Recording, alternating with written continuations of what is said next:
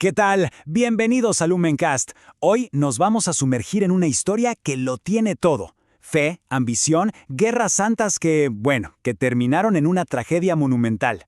Guiados por los escritos del historiador Joseph-François Michaux, vamos a meternos de lleno en la Tercera y la Cuarta Cruzada. Un relato increíble de reyes que se odiaban, de un fervor religioso que movía montañas y de traiciones que, de verdad, cambiaron el mundo para siempre. Primero vamos a ver la famosa Cruzada de los Reyes, y cómo desde el principio ya estaba condenada al fracaso por las peleas entre ellos. Y después, agárrense, porque veremos cómo la siguiente cruzada pasó de ser una misión sagrada a básicamente un negocio que terminó en una traición. Pero qué traición, y el saqueo de la ciudad cristiana más importante del mundo. Así que, vamos a ello. A ver, para entender la Tercera Cruzada, tenemos que empezar con una noticia que cayó como una bomba en toda Europa. Jerusalén había caído. Imagínense el shock. La respuesta fue inmediata, una oleada de fervor religioso como nunca antes se había visto. De repente, todo el mundo hablaba de tomar la cruz, de ir a Tierra Santa. Era un llamado pero tan fuerte, que por un instante, solo por un instante, pareció que podía unir a un continente que vivía en guerra consigo mismo. Y es que el poder de la fe en esa época era algo increíble. Había predicadores como un tal Guillermo de Tiro, que con sus sermones lograban lo impensable, un verdadero milagro político. ¿Qué lograron? Pues que reyes que se odiaban a muerte, que eran enemigos acérrimos, se abrazaran y juraran luchar codo a codo. En serio, por un momento muy frágil parecía que la unidad era posible. Pero, y aquí viene el gran pero, la realidad era otra. En el fondo, el corazón de esta cruzada estaba, digamos, podrido. ¿Por qué? Por las rivalidades personales. Hablemos claro, Ricardo Corazón de León de Inglaterra y Felipe Augusto de Francia no eran amigos, ni de lejos. Eran rivales a muerte.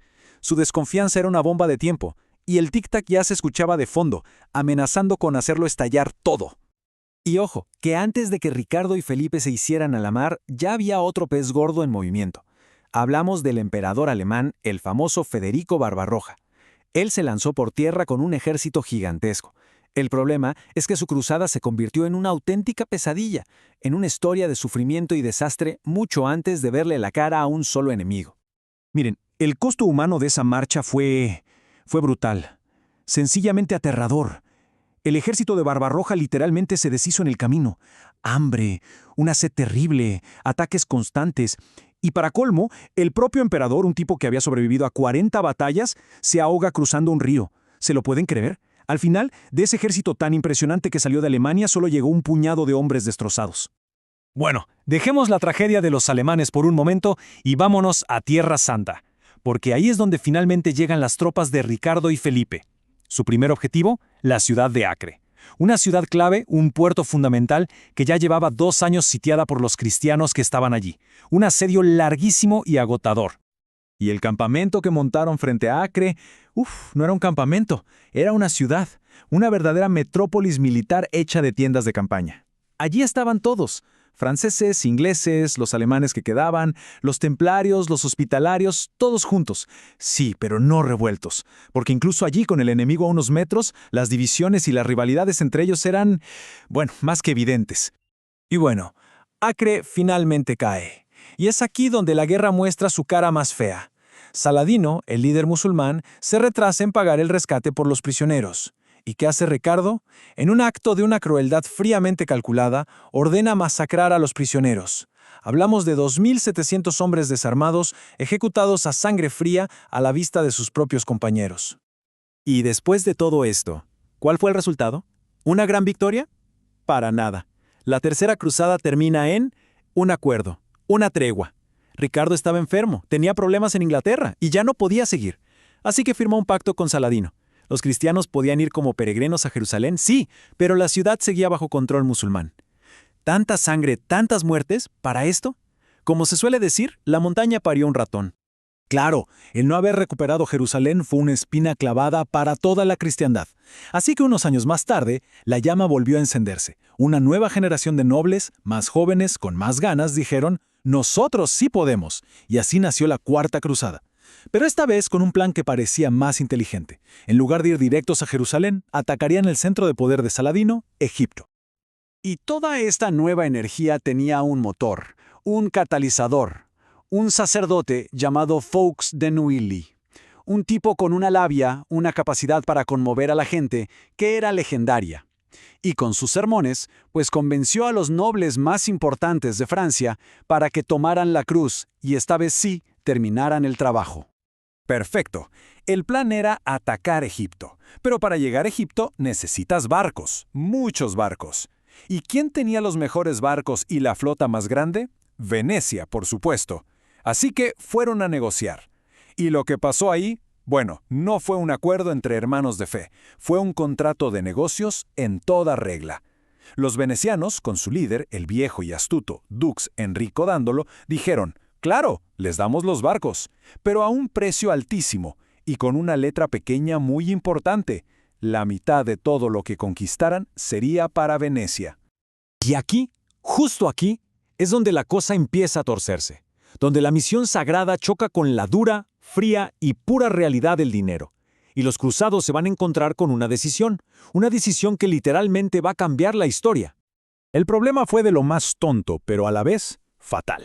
Habían contratado barcos para un ejército enorme, pero no llegó tanta gente. Muchos caballeros decidieron ir por su cuenta, por otros puertos. ¿El resultado? Los que estaban en Venecia no tenían suficiente dinero para pagar la cuenta. Así de simple.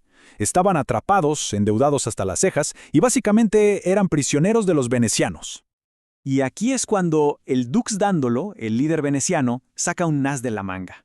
Una propuesta terrible. Les dijo algo así como, ¿no pueden pagar con plata? Bueno, pues paguen con acero. Resulta que la ciudad de Zara, que era cristiana, se había rebelado contra Venecia. Ayúdelos a reconquistarla, les dijo, y olvidamos la deuda. El dilema era brutal. O atacaban a otros cristianos, traicionando su juramento, o se volvían a casa humillados y sin un centavo. Y que no se nos olvide, el Papa se enteró de esto y mandó un mensaje clarísimo. ¡Prohibido!, les dijo. Ustedes juraron luchar contra los infieles, no contra hermanos en la fe. Pero, ¿qué hicieron los líderes de la cruzada? Atrapados entre la espada de la deuda y la pared de la deshonra, tomaron la decisión que lo cambiaría todo. Ignoraron la orden del Papa y atacaron Zara. Y una vez que cruzas esa línea, ya no hay vuelta atrás. Después de atacar Zara, la cruzada se desvió por completo. Apareció un príncipe bizantino exiliado que les hizo una oferta que no pudieron rechazar. Una fortuna en oro, unir de nuevo a la Iglesia Católica y la Ortodoxa y ayuda militar. Todo a cambio de que le pusieran en el trono de Constantinopla. La tentación fue demasiado fuerte. Y así, la cruzada que iba a Egipto giró sus barcos y se dirigió a la ciudad cristiana más rica y poderosa del planeta. Hay que entender lo que era Constantinopla. No era una ciudad más, era la ciudad, el último eco del Imperio Romano, un faro de civilización, de arte, de riqueza, 1000 años de historia entre sus murallas. Tenía tesoros, obras de arte de la antigüedad que en el resto de Europa ni se imaginaban que existían. La llamaban, y con razón, la reina de las ciudades. Y bueno, después de un montón de líos políticos, intrigas y batallas, en el año 1204 los cruzados hicieron lo impensable. Asaltaron y saquearon Constantinopla. La destrucción fue absoluta. Un cronista de la época, Nicetas, que lo vivió en carne propia y lo perdió todo, escribió sobre la desesperación de ver su mundo, su ciudad, arder y ser destruida por aquellos que llevaban una cruz en el pecho. Y aquí está la clave de todo. El saqueo no fue un arrebato de violencia, fue organizado, sistemático. Se llevaron una cantidad de riquezas pero tan grande, que hacía que la deuda original con Venecia pareciera una propina. 1.100.000 marcos de plata. Una locura de dinero. Esto ya no era por necesidad, esto era pura y dura codicia. Con la ciudad destrozada, sin emperador, los cruzados y los venecianos no se fueron a casa. No, decidieron quedarse. Y no solo se quedaron con el botín, se quedaron con el imperio. Literalmente, desmembraron un imperio con 1000 años de historia y se lo repartieron como si fuera un pastel. Y aquí llegamos a la ironía más cruel de toda esta historia. La cruzada que debía liberar Tierra Santa termina saqueando las reliquias más sagradas de la cristiandad, de otra ciudad cristiana. Se llevaron pedazos de la Vera Cruz, la corona de espinas, increíble. Fundaron un nuevo imperio sobre las cenizas, el llamado Imperio Latino. Pero era un imperio débil, nacido de la traición, y que como era de esperar, no duró mucho. Al final, la historia de estas dos cruzadas nos deja con una pregunta que resuena hasta hoy. ¿Qué mueve realmente los grandes eventos de la historia? ¿Es la fe, la devoción, o es simplemente la ambición humana de siempre pero disfrazada con una excusa sagrada? La política, la sed de fama, la codicia. ¿Dónde empieza una cosa y termina la otra? Es una pregunta complicada, ¿verdad? Bueno, y hasta aquí nuestro resumen a fondo de hoy. ¿Qué les pareció? Déjenos en los comentarios qué libro o qué tema histórico les gustaría que analizáramos en el próximo episodio. Y por supuesto, si les gustó este análisis, no se olviden de darle a me gusta y suscribirse al canal para no perderse nada de lo que viene. Gracias por acompañarnos en Lumencast. Hasta la próxima.